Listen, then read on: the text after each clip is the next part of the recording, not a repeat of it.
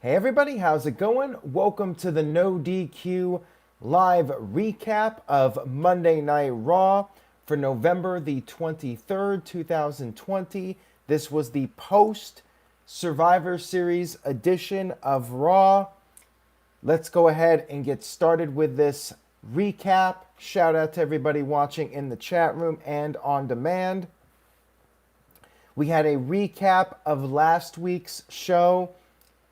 Last week's show, and then we had the members of Team Raw in the ring with Adam Pearce, and it was Adam Pearce that recapped Survivor Series and how Team Raw prevailed. Then Pearce gave everybody on Team Raw an opportunity to state their case why they should become the number one contender. Why not just do a match in the first place? But nonetheless, we have 3 hours to fill. Everybody must state their case as to why they should get an opportunity. When was the last time somebody just explained why they should be the number one contender and just got it? Never happens. Always ends up in a match. But we had Sheamus talking about how him and Drew McIntyre have their history together. That would be a great match. All that stuff. AJ Styles accused Sheamus of using the buddy card to get the match. Keith Lee said that he pinned SmackDown's captain. Matt Riddle then talked about how he pinned King Corbin, and that should mean that he gets the crown. And he said he could beat McIntyre and then have a dope crown along with a dope sword. And he doesn't think that Fireface Sheamus should be holding anything. And he even said he wanted to call him Fire Crotch, but the name was already taken. By the way, this was, again, very cringe. Why are they still using these terms? Why is Matt Riddle still calling Sheamus Fireface and Fire Crotch? Like, it bombed the first week. Why do you keep doing it? Mike D with a $2 super chat says, shout out to Drew McInfart. Well, just wait. We will get to that here in a few seconds. Strowman was the last person to talk, and Strowman was offended by this, even though Adam Pearce said that Strowman was last but not least. Strowman was just angry. He headbutted Pearce, and we cut to a commercial. When we came back, we had the Hurt Business backstage calling New Day the worst of the worst because they lost to the Street Profits. And they basically wanted another match. And New Day said, sure. Pointless rematch, you know. New Day already beat them, but the feud must continue. We had New Day versus the Hurt Business, and we had a pretty bizarre start to this. Kofi Kingston was up on the top rope, and Cedric Alexander pulled Kofi off the top rope to the floor, which the referee did not see. Shelton Benjamin attempted to get Kofi back into the ring. However, he failed to get in by the count of 10, and the referee rang the bell. It looked like that was not supposed to happen. It looked like a botch, and MVP got in the ring and said that they wanted the match restarted. New Day agreed, so match was restarted. And after the commercial, Hurt Business worked over the leg of Kofi. Kofi had been back body dropped over the top and took a pretty big fall. And they put an Indian deathlock on him to try and get him to tap out. But he finally managed to tag out to Xavier Woods. Xavier came in, pinned Shelton Benjamin. New Day still your champs. And does this mean it's over with these guys? Or are we going to see the Hurt Business challenge for the titles again next week or at the pay-per-view? Is it just going to keep going on forever with no new direction for the New Day? I don't know. Match after the whole initial part with the double count out was pretty good, but I do think the last match from last week was better, and we did not need another one. Backstage, we had Adam Pearce, who had a splitting headache from his headbutt courtesy of Braun Strowman. Strowman had been escorted out of the building, and Pearce said that if it was his call, Strowman would be fired, never to be seen again. I guess Adam Pearce sees no value in Strowman, thinks Strowman would be fine in AEW or whatever, and just wants to let him go. Bobby Lashley came in, said he wanted to have a discussion with Pearce, and then after the commercial, we also had Randy Orton talking to Adam Pearce. Hamp Connell, my man Hamp, with a $5 super chat. Thank you for that, Hamp. He says, Aaron, I'll be honest, I turned that crap off as soon as they announced the plans for the WWE title. Same old poop. Well, I will get to that here in a few minutes, so stay tuned for that, Hamp, to get my thoughts on it. Thank you again for the super chat. Backstage, Lana was interviewed about being the sole survivor at the Survivor Series pay-per-view, and she said she was shocked, surprised, but said it was the greatest moment of her career. We then had Adam Pearce again talking about how he has come up with a solution to figure out the next number one contender. There will be a match or a series of matches on this show. 3 singles matches, and the winners of those 3 matches will go on to next week to face off in a triple threat match, and the winner of that triple threat match will face the WWE champion Drew McIntyre. He meant to say McIntyre, but he said McIntyre, which might be the botch of 2020. It pretty much blew up Twitter. It was trending. And this very well could go down in infamy, just like Jeff Harvey, Mike Adamle, and later on with Dr. Ken and Jeremy Piven, the Summerfest. This might be one of the most talked about botched lines of all time in WWE. Poor Adam Pearce. This is going to be, poor guy, this is going to be his legacy now. Drew McIntyre. Oh, man. This was rough. Anyways, the first match of these 3 matches, and by the way, this is like, come on now. It's just so boring. You got the 3 matches, and then next week you got the triple threat match. So they're just dragging this out instead of just building up a match. Now, there is a potential spoiler. Dave Meltzer posted about the opponent for Drew McIntyre at TLC, and of course that could change, but if you guys want to know what's up with that, head over to NoDQ.com for the potential spoiler. Could change. I mean, WWE, maybe this was done so they could think about it another week. The first of these 3 matches, Matt Riddle versus Sheamus. Sheamus dominated most of it early on and went back and forth here between the two. Riddle kept fighting out of all of the submission attempts from Sheamus. And then Sheamus went for the bro kick. Riddle collapsed, and Riddle managed to recover from that. Sheamus tried to put on a cloverleaf, which Riddle countered into a pinfall and picked up the victory. Match was very good. We did see it several weeks ago, and that was a really solid Raw match. These guys definitely have the chemistry together. Good stuff here between these two. Sheamus puts over Riddle. Riddle goes on. I guess we're not getting Drew McIntyre versus Sheamus just yet. But my opinion is, if we are going to get Sheamus versus Drew at some point, you should start building up Sheamus. He should not be doing jobs if you're going to be building him up for McIntyre at a future date. That's the only thing I did not like about this, is Sheamus putting over somebody when they're already planting the seeds for him versus McIntyre.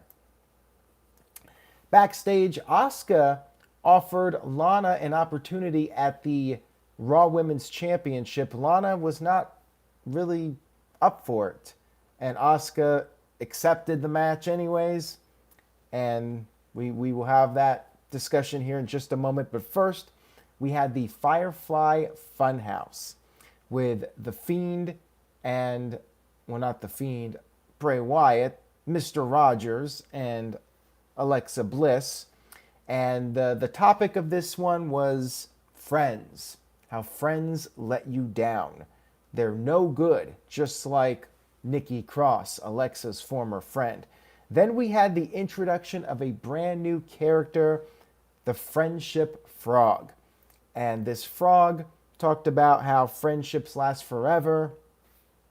Alexa responded by smashing the poor frog into frog soup.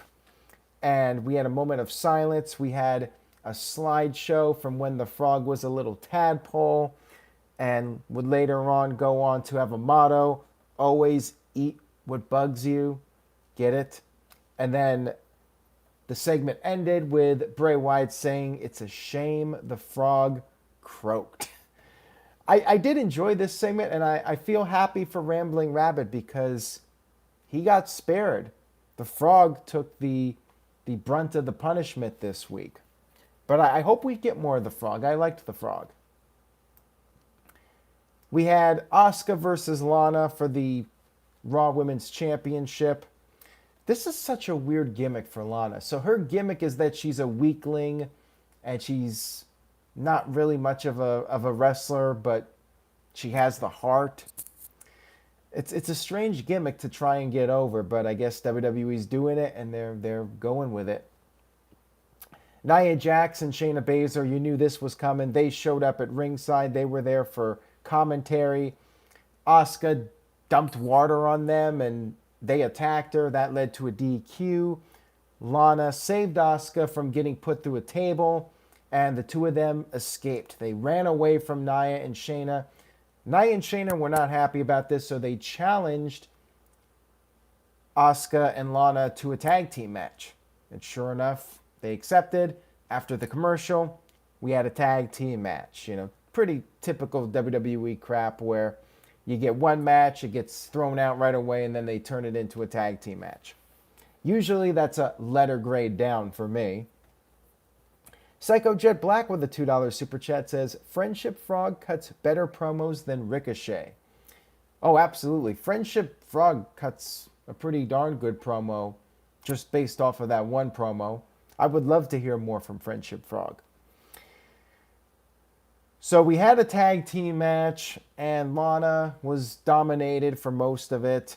Asuka finally got the hot tag, and then Nia attacked Lana on the outside of the ring.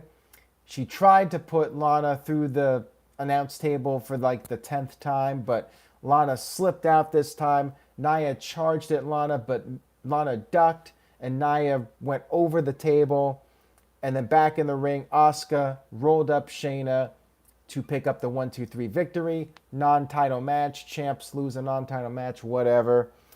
And I guess at some point, Lana and Asuka are going to go for the tag team titles. I don't know.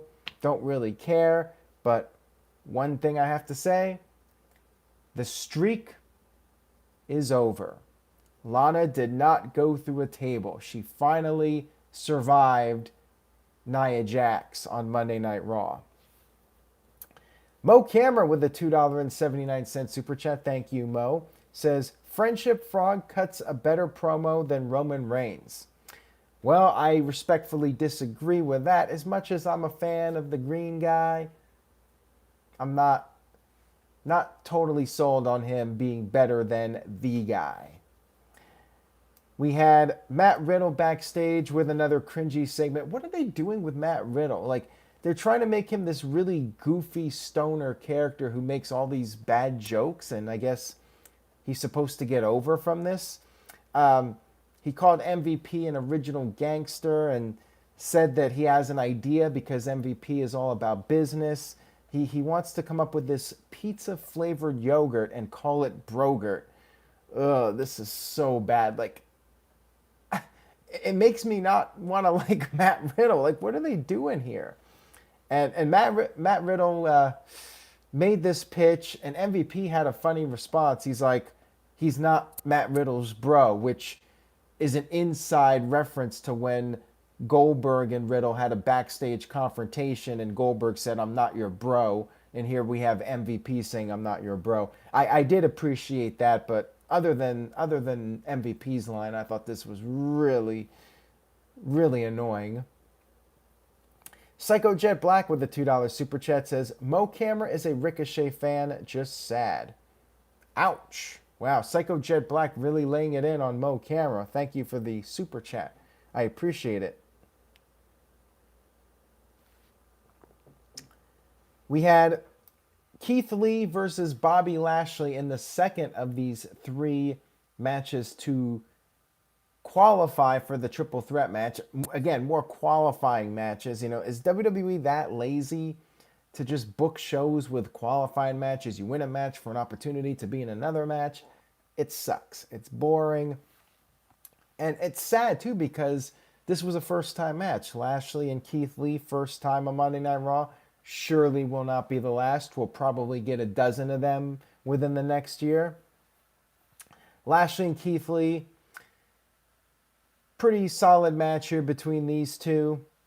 Lashley was unable to get the hurt lock on Lee. Lee is just too big, too massive, as strong as Lashley is. But Lashley did do something pretty strong. So MVP grabbed Lee's foot, and Lee chased after MVP. Stupid babyface. Lashley took advantage, of course. He picked up Lee, and he had Lee over his shoulders and just slammed him into the ring post. However, Lee was able to come back from this. Lee did a leapfrog as Lashley was attempting a spear, and Lashley went into the post. And Lashley was on the verge of losing the match. MVP ran in, attacked Lee, causing a disqualification. The streak of Keith Lee matches ending in DQs or countouts continues. At least Lee was on the winning side this time. And MVP got knocked down for his efforts, and Keith Lee moves on to next week. Match was fine. I get the finish. You want to protect both guys. So whatever. We then had a video package for Alexa Bliss versus Nikki Cross one-on-one. And Nikki cut a promo before the match, said that Alexa gave up on their friendship, but she is going to beat the Fiend out of Alexa Bliss. The match started, and Alexa was playing mind games with Nikki. She was making Nikki chase her. Nikki eventually beat down Alexa, and then all of a sudden Alexa started crying. She appeared to be apologetic for everything. She said, "I'm so sorry," but then swerve. She was tricking Nikki Cross. Later out with the Sister Abigail, her version of it, and picked up the victory. Again, I'm really enjoying this new Alexa Bliss character. I like it. I feel bad that Nikki was a stupid babyface, but that's pretty much the norm these days. She fell for the trap. She cared more about having her best friend than winning a match. We had the Undertaker video package shown with the Metallica song from Survivor Series, and we also had footage shown from the actual retirement segment. Vince's comments, Undertaker coming out, giving his comments. Very nice end for the Undertaker, if it is in fact the end. I told you guys on the Survivor Series stream I liked the Paul Bearer moment at the end. Yes, it would have been better with a crowd, but I think under the circumstances they did a pretty solid job giving the Undertaker a nice send-off. We then had our main event of the evening, AJ Styles versus Randy Orton. Styles attempted to get the pinfall early. He put on the calf crusher, but Orton got out of it. Orton attempted the RKO, but could not hit it. Orton slipped out of the ring, and then all of a sudden, we had the Fiend show up on the opposite side of the barricade, and the lights went out, he disappeared. Orton got back in the ring, regained his composure, hit his draping DDT, was setting up for the RKO, and then lights went out again. The Fiend appeared in the ring, and then lights went out, disappeared again. Orton was just totally distracted at this point. Stupid heel this time, at least. And AJ Styles hit the phenomenal forearm to pick up the victory over Randy Orton. I guess we're going to see Randy Orton versus The Fiend.